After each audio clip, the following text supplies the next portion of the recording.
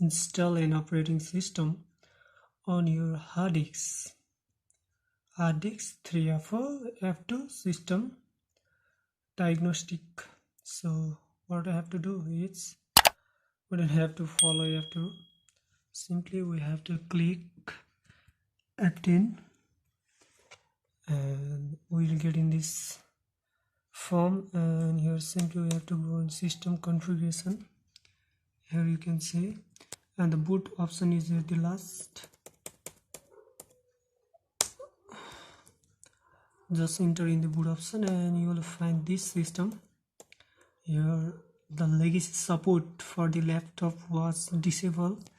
Simply here you can learn about it, and here we have to enable this because this is disabled for this device. So simply click enter and make it enable.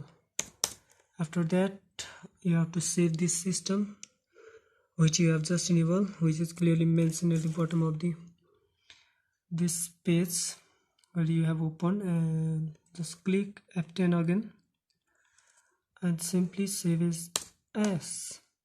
So here you will get 4-digit number. It is different in every time when you boot your device, so it will be different in your device too when you boot this system.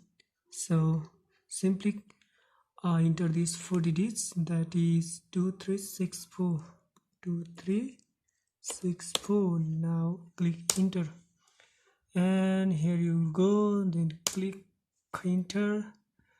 After that your device is starting now. Thank you.